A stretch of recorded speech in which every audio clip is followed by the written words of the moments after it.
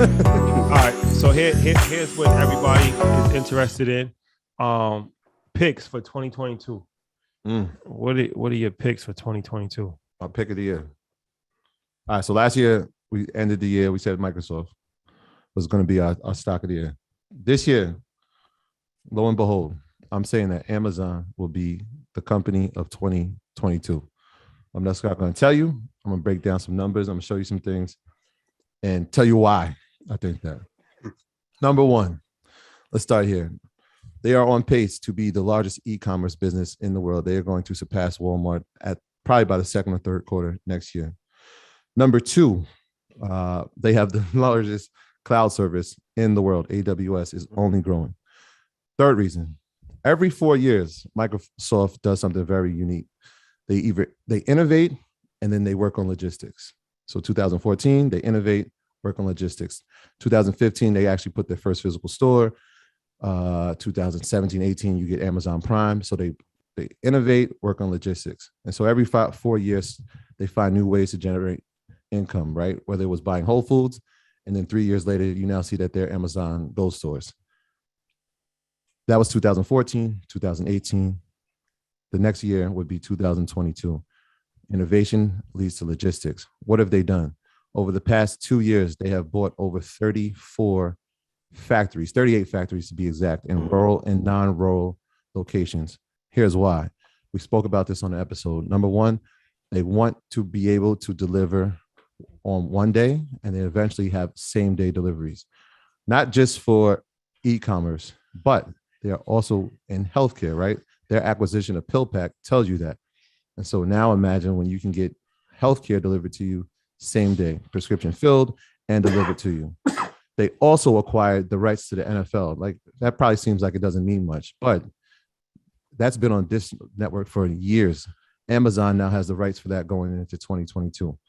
They also are going to be, this is crazy, they just put this out. They're going to be the largest package delivery carrier in the US by the first quarter of 2022. That means they're going to be bigger than USPS and UPS, the largest delivery service in the country. Those are just like the fundamental reasons. Some of the technical reasons. If you've been following Amazon stock for the year, you've seen consolidation. It's fluctuated between, I think it got it to 3,700 in April, but it's fluctuated pretty much throughout the year from about 3,100 to 3,400. Compared to its FANG counterparts, you had Meta, which is formerly Facebook. It's grown 21%. Apple's grown 31%. Netflix has grown 13%. Google has grown 64%. Amazon has grown 4% this year, right? So there's plenty of room for growth there. The last piece, again, is that we can't discount the fact of what AWS means to technology, what it means for cloud service, what it means for business. Mm-hmm. It is the Goliath in the iCloud world, and that is growing at a ridiculous rate. I think the numbers over the past 5 years has grown by 50-60%. I'm putting all those things together. I'm looking at this consolidation on a technical standpoint. I'm looking at all these other factors. I'm saying Amazon is my pick for the stock of the year for 2022. There you have it, ladies and gentlemen. Amazon. Troy's bullish on Amazon. So that's one of the stock club picks. It's a boomer. I'm telling you, especially if they split. I remember maybe 6 months ago we told you that they were going to start buying up malls and mixed use spaces and stuff like that. Please hold on to that for the next 5-10 years. Right. And it's not just the major cities. It's not just a major city. It's rural cities where they can be attached to a major city, right? So, for example, if you live in the tri-state area, right, like a town or a county like Orange County, right? That's outside of New York. But can packages get from Orange County to the greater tri-state area? Absolutely. And so they're buying up warehouses, old malls, and we've seen malls close.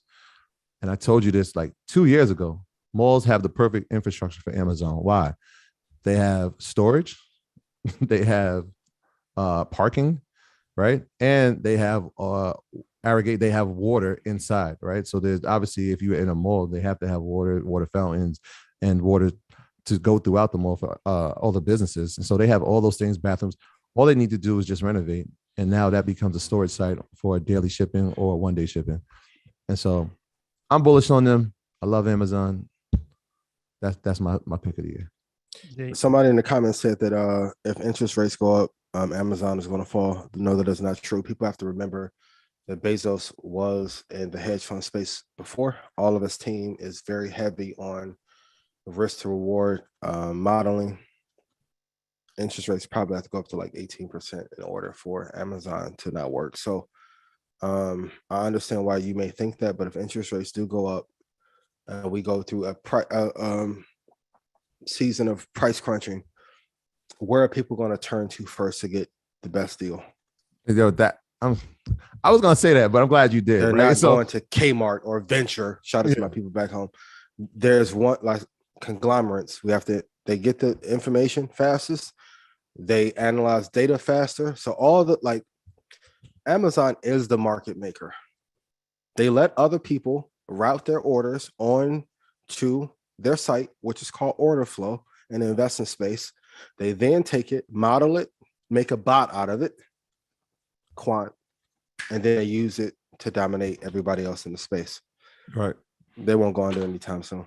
I'm glad you said that, because if we look at like inflation, if prices are rising, the first place that from a retail standpoint is let me go find where I can buy things the cheapest, right? And so we've seen Amazon dominate in that space where they'll just take over a company and say, we're going to offer the prices as low as possible so we can get more value and potentially put somebody out of it. That's just been their method, right? And so when you think about retail space during inflation, you think about places like a Walmart or an Amazon or a Target, which will have competitive prices based on inflation, right? If prices go up, they can still offer a discount because the way they're purchasing a lot of the merchandise. There you have it, ladies and gentlemen. Amazon. Shout out to you. What's your pick? So I have a few different picks. I'm gonna start with cryptocurrency, and I'm gonna start with Solana, which is interesting. Solana is, they used to call it the Ethereum killer. That was kind of his thing. It was like the world's fastest blockchain and worked a lot faster than Ethereum and has lower fees than Ethereum. Now Solana is interesting because it is up 11,000% this year. I get that. I get it. How much higher can it go? But that doesn't mean that it's, keep in mind, Ethereum, all of those coins when they first started went up 10,000, 15 to 25,000%. They still had gains. Now it's not going to go up 11,000% next year. That's not going to happen.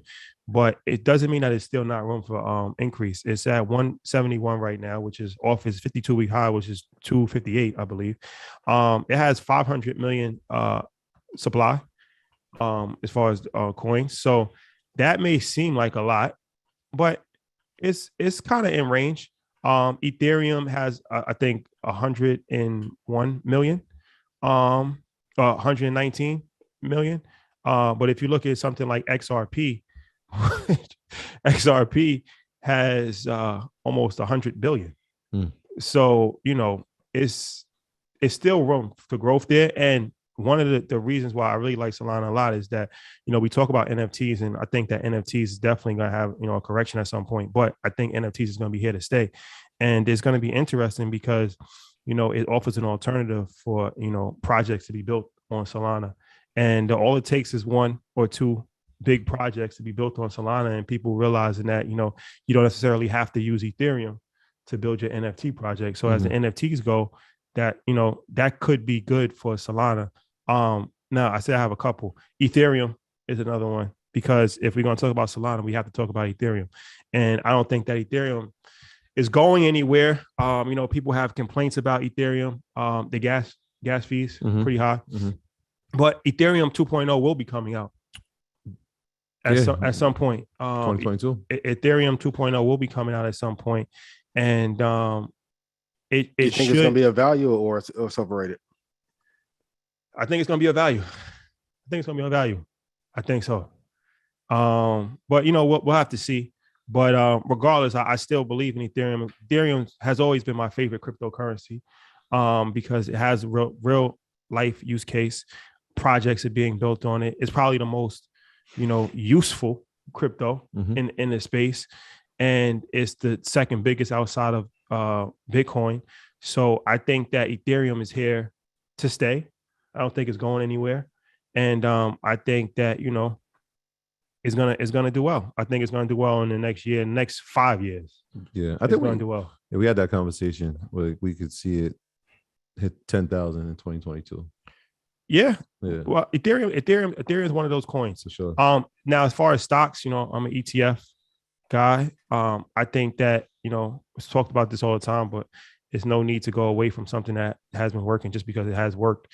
I think SMH Solid. is still here to stay. Solid. And like I said, especially when you look at, the chip shortage, and you look at, all of the companies inside of SMH, and, we're moving just more and more into technology every single day. So I feel like SMH still has room to grow. I feel like SMH will probably do well. And don't sleep on Facebook. I feel like, Facebook is a company that's interesting. And I think that, Facebook has room to grow as well. Of course, it got a lot of attention with Meta changing its name, but that's not the only use of Facebook. I think WhatsApp is something that is hidden gem. If you communicate with people outside of America, you know how beneficial WhatsApp is. And the fact that it's still not really that popular in the States as opposed to how it is outside of the States, I think that WhatsApp has a lot of room for growth and potential. I think that TikTok is definitely here to stay, and TikTok is a formidable opponent. But I think that there's still room for Instagram. I feel like Instagram is still some years before it actually starts to fade away. So I think Facebook is going to be one of these companies that's going to be interesting, and the company from last year too, Microsoft. Yeah, I think Microsoft is going to. So that's a lot. That's a lot of picks, but I just feel like all of those picks. I don't think you can go wrong with any. could see some growth. I love them all. That's my basket. Yeah. Ian? You guys know what I'm gonna say. Number one, most consistent realist stories, Apple. The glasses, I'm gonna give a couple picks. Apple, Ripple, Hex, and Nvidia. Once this legislation turns over in favor of Ripple, man, the game is gonna change. I'll say that. And for those, I'll send out an article this week. But when I tell you guys, okay, I asked a question. What political movement was behind Ethereum becoming mainstream? A lot of times people just say, hey, this coin outbid this coin. Because I remember in 2016 when Litecoin was supposed to be the greatest thing ever. And it did not pan out to be that way. There are regimes that help push these front, right? I think Vitalik is brilliant, but not as brilliant as Charles. They made Cardano. Kudos to Kayla. But I think Ripple would be great. Hex would be great. Apple, because of the glasses, they'll finally announce the car. If you guys have seen the movie Swan Song, the car will look something like that out of that movie.